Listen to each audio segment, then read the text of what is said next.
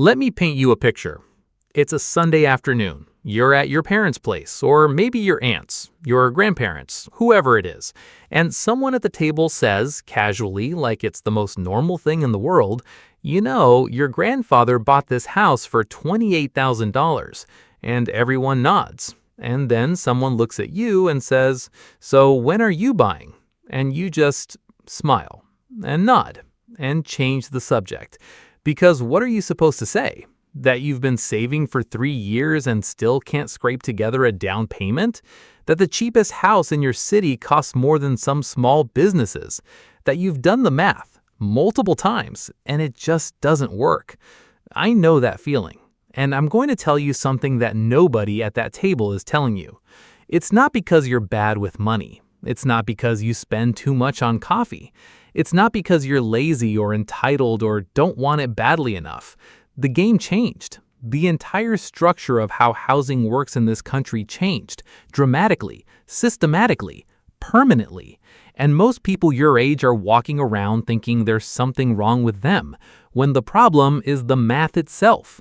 Today, we're going to look at 1975 versus 2026, side by side, and I am going to show you exactly, with real numbers, why what your parents did is no longer physically possible for most people, and what you can actually do about it. Because this isn't a pity video. I'm not here to depress you. I'm here to make you dangerous with information. So let's go. Here's where we need to start. And I want you to really sit with this first comparison because it's going to hit different once you see the full picture. In 1975, the median home price in the United States was approximately $39,000, according to the U.S. Census Bureau. That's the actual number, $39,000 for a median American home. In 2026, the median home price in the United States is approximately $420,000. That's roughly a 977% increase, nearly 10 times the price. Now I know what some of you are thinking. Of course houses cost more. Everything costs more. That's called inflation. And you're not wrong. Inflation is real. But here's where the story starts to fall apart. Because if housing had simply kept pace with overall inflation, just normal, boring, expected inflation, the median home price today should be around $230,000, not $420,000. We're not dealing with inflation. We're dealing with something else entirely. The price of housing has outrun inflation by nearly double. And when you combine what happened to wages, the picture gets significantly darker. In 1975, the median household income in America was about $11,800 per year, and the median home costs $39,000. That means the average house costs roughly 3.3 times the average annual income. That's the ratio, 3.3. In 2026, the median household income is approximately $80,000 per year, and the median home costs $420,000. That's a ratio of 5.25, more than 5 times annual income just for a median home. And here's where it gets really uncomfortable. In the most expensive metros, San Francisco, New York, Los Angeles, Seattle, Miami, that ratio isn't 5, it's 10. It's 12. It's 15 times annual income. Your parents weren't just buying houses in 1975. They were buying houses at a price-to-income ratio that literally no longer exists for most Americans. The math that worked then doesn't work now. Not because you're doing something wrong, because the denominator changed. But let me go deeper, because I think the raw price comparison doesn't fully capture what actually happened. Let me talk about what it actually felt like to buy a house in 1975 versus what it feels like now. In 1975, the average 30-year mortgage rate was around 9%. Now that sounds terrible, and honestly, objectively, it was high. But here's the thing about a 9% rate on a $39,000 home. Your monthly principal and interest payment on a 20% down payment, so a $31,200 loan, was about $266 per month. In 2026, with mortgage rates averaging around 6.5 to 7%, which sounds lower than 1975, right? Your monthly payment on a $420,000 home with 20% down is approximately $2,370 per month. Let that land for a second. In 1975, you paid $266 for a median American home. In 2026, you pay $2,370 for the same median American home. That's an 800% increase in the monthly cost of housing. Meanwhile, wages, as we just established, grew by far less than that. In 1975, that $266 payment represented about 27% of the median household's monthly income, manageable. Uncomfortable sometimes, sure, but doable. In 2026, that $2,370 payment represents 35% of the median household's monthly income, and that's before property taxes, insurance, maintenance, and HOA fees, which in many markets can add another $500 to $1,500 per month. The rule of thumb in personal finance has always been to spend no more than 28% of your gross income on housing. In 2026, buying a median home in America at median income puts you at 35% before you even add the extras. You're already out of bounds before you close escrow. Now let me talk about the down payment, because this is the part that really gets me. In 1975, 20% of a $39,000 home was $7,800. At the median income of $11,800 a year, that's roughly 8 months of gross income saved as a down payment. 8 months. In 2026, 20% of a $420,000 home is $84,000.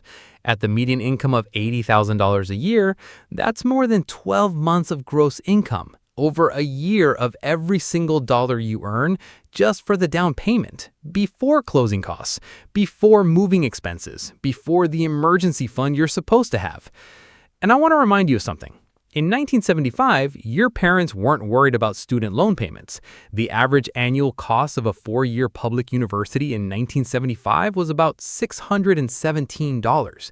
$617 per year. In 2026, the average annual cost of a 4-year public university is approximately $11,000 in tuition alone and nearly $28,000 when you include room, board, and fees. According to the Federal Reserve, Americans collectively hold over $1.77 trillion in student loan debt as of 2024. That's trillion with a T. The average bachelor degree graduates with approximately $30,000 to $40,000 in student loan debt, and that debt doesn't pause while you're saving for a down payment. It compounds. It follows you. Your parents saved for 8 months and bought a house. You're paying off 4 years of college while simultaneously trying to save 12 months of income while simultaneously paying rent that in many cities has its own crisis. These are not equivalent situations. They are not even the same sport. And here's something I want to address directly, because there's a narrative out there, and you've heard it, that goes something like, young people just need to cut back, stop eating out, stop buying things you don't need, avocado toast, whatever. And I need to respectfully, but firmly, dismantle that. The median monthly rent in America in 2026 is approximately $1,900. The median monthly payment for a car, which many Americans need to get to work, is $735, according to Experian. Student loan payments for the average borrower run about $350 per month. That's $2,985 in unavoidable fixed costs before groceries, utilities, health insurance, or yes, the occasional dinner out. The median after-tax take-home pay for a median earner is roughly $5,200 per month. After your unavoidable big three, you have $2,215 left to eat, pay utilities, cover health insurance, transportation fuel, phone, internet, clothing. There is no avocado toast math that solves this. Cutting 15 coffees does not produce $84,000. The arithmetic doesn't work, and anyone telling you you just need to cut back harder has either not done the math or their math is from a different era. Now let me explain what actually happened, because this isn't random. This isn't bad luck. This is the result of specific, identifiable forces that converged over decades. Force number 1. The 2008 financial crisis and its aftermath. After the housing crash, Institutional investors, massive Wall Street firms, private equity funds, hedge funds, began purchasing these homes at scale. By some estimates, institutional investors now own over 3 million single-family homes across the United States, with heavy concentrations in Sunbelt cities like Atlanta, Phoenix, Charlotte, and Tampa. According to Harvard's Joint Center for Housing Studies, in some zip codes, institutional investors bought more than 30% of all homes sold in a given year. When Wall Street buys homes, they're not buying them to live in. They're buying them to rent out, and to hold, and to appreciate, which means those homes come off the for-sale market and go onto the rental market. Supply of homes for purchase goes down, prices go up. Force number 2, zoning laws and building restrictions. In most American cities, building dense housing, apartments, townhomes, mixed-use developments, is either outright illegal or made so expensive and slow by permitting processes and zoning codes that developers can't build enough housing. Single-family zoning, which covers the majority of residential land in most American cities, legally prohibits the construction of anything but a detached single-family house on those lots. America has been building the wrong type of housing for decades, and the people who own existing homes, who vote in local elections at higher rates, often actively oppose new construction because new supply would moderate their home's value. Freddie Mac estimated that the United States has a housing shortage of approximately 3.8 million units as of 2024. That's not a small gap to close. That's a structural deficit built over generations. Force number 3. Interest rate manipulation and then normalization. Through the 2010s, the Federal Reserve held interest rates near zero. This made borrowing cheap, which pushed home prices up. Because when money is nearly free, people can afford to borrow more and they bid prices higher. Then, starting in 2022, the Fed raised rates aggressively to fight inflation. This created a perfect storm. Prices that had been inflated by cheap money didn't fall much because existing homeowners with locked-in low 2.5 to 3% mortgages refused to sell. Why would you give up a 3% mortgage to pay 7%? So inventory stayed low, prices stayed high, and new buyers faced both high prices and high rates. This effect is called the mortgage rate lock-in. According to Redfin, as of 2024, more than 85% of existing mortgage holders had rates below 6%. They're not selling. The market froze. These three forces, institutional buying, restrictive zoning, and rate dynamics, stacked on top of the underlying wage-to-price ratio problem. This is what you're up against, not your spending habits. But look, I told you this wasn't a pity video, and I meant it, because I think there's something else happening, something that doesn't get discussed enough, which is that the old path to homeownership is broken for many people, but there are new paths that most people either don't know about or don't take seriously. And I want to walk you through several of them, not as consolation prizes, as actual, legitimate strategies that people are using right now. The first path is geographic arbitrage. This sounds fancy, but the concept is simple. You live and earn in a high-cost market, but you buy in a lower-cost market. Or you move entirely to a lower-cost market where the price-to-income ratio still makes sense. According to Zillow, there are still markets in the United States, parts of the Midwest, the South, rural areas, where the median home price is $150,000 to $200,000.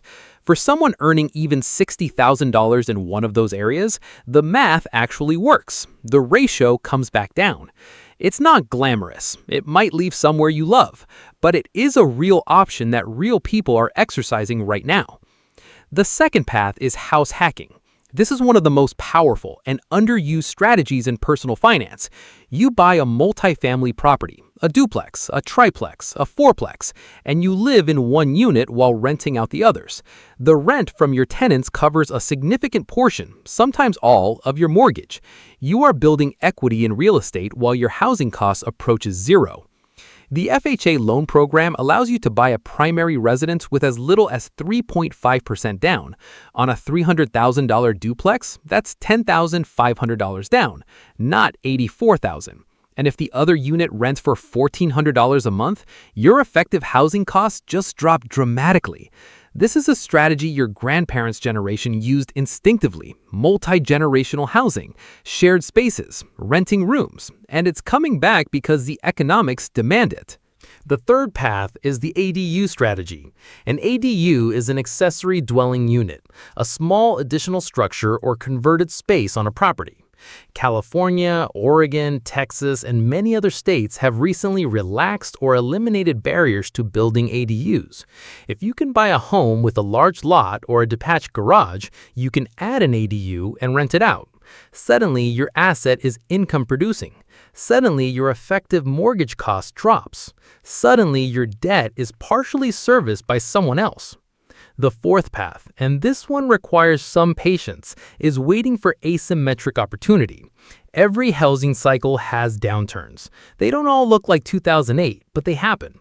Local markets correct. New developments hit. Motivated sellers appear. Being positioned with savings, with a good credit score, with a pre-approval means you can move when others can't. The buyers who win in difficult markets are the ones who prepared during the calm. Right now is your preparation time. Even if you're not buying today, building the financial infrastructure to buy when the moment comes is not passive, it's strategic. Let me talk about credit, because this is another massive gap between 1975 and 2026 that nobody mentions.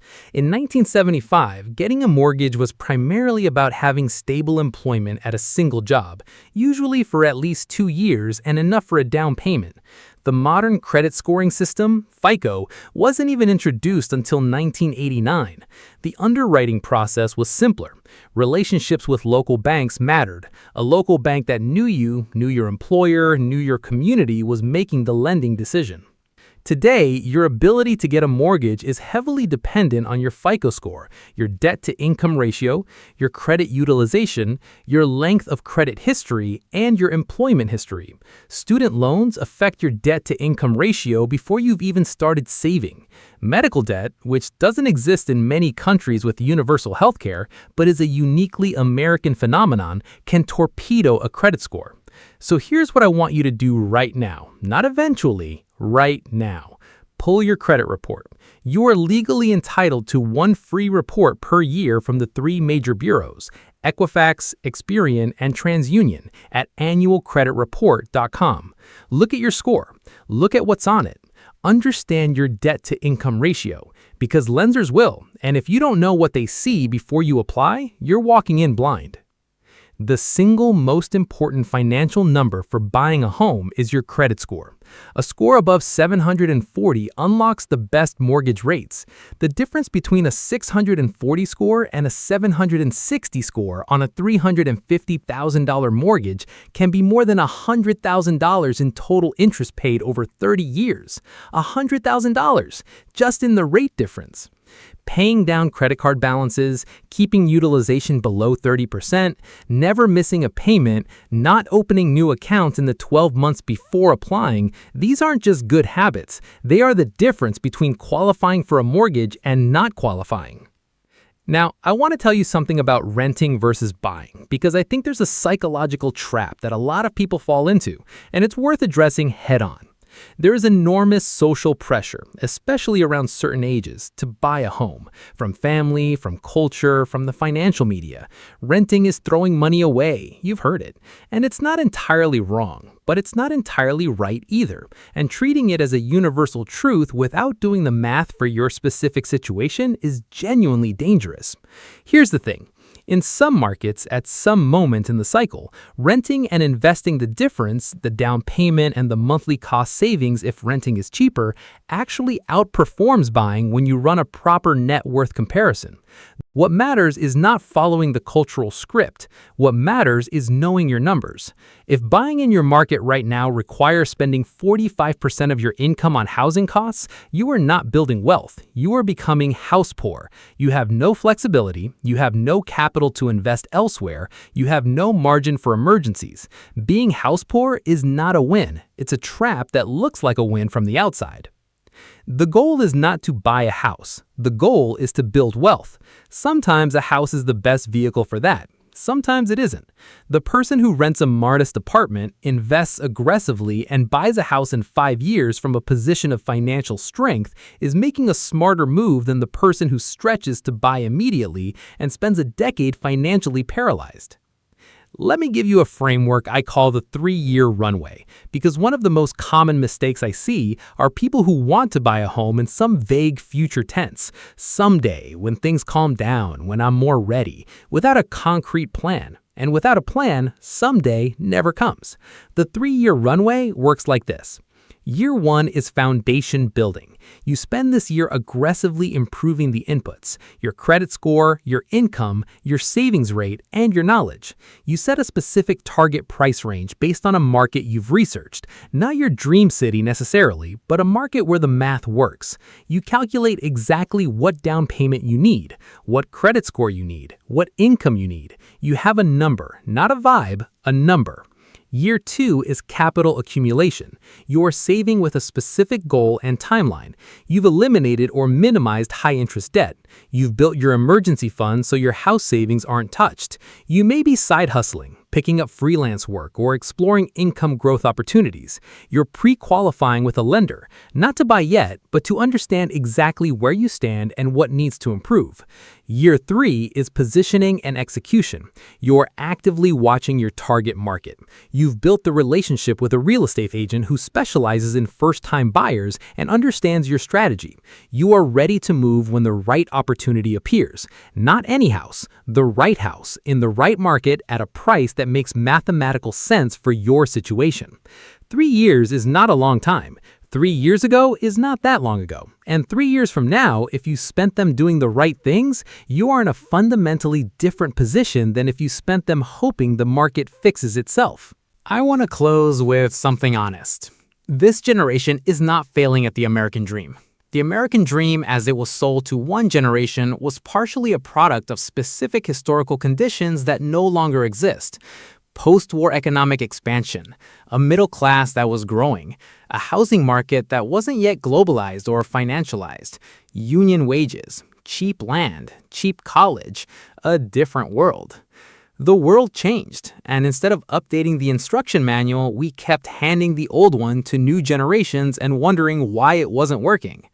But here's what also doesn't change. The fundamental math of saving, of reducing debt, of building income, of being patient and strategic, of making decisions based on your actual numbers rather than social pressure or cultural scripts.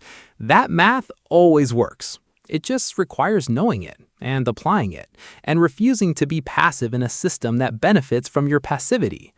The people buying homes today at median income in their 20s and 30s are not doing it by accident. They are doing it by being ruthlessly specific about their target, ruthlessly disciplined about their inputs, and ruthlessly patient about their timing. They're not waiting for the market to get easy. They're getting themselves ready for the market as it is. Your parents had an easier playing field. That's real. That's true. And it's okay to acknowledge that. But you have something they didn't. More information, more tools, more resources, more strategies available than any generation before you. The question isn't whether the game is fair, it's whether you're going to play it. I think you are. Otherwise, you wouldn't be here. So, go pull your credit report, calculate your number, build your runway, because the house you want exists, and the version of you who can buy it is closer than you think. If this video gave you a clear picture of what you're actually dealing with and what to actually do about it, share it with someone who needs to see the real numbers. And if you want to go deeper on credit building, down payment strategies, house hacking, or investing while renting, subscribe, because that's exactly where we're going next. See you then.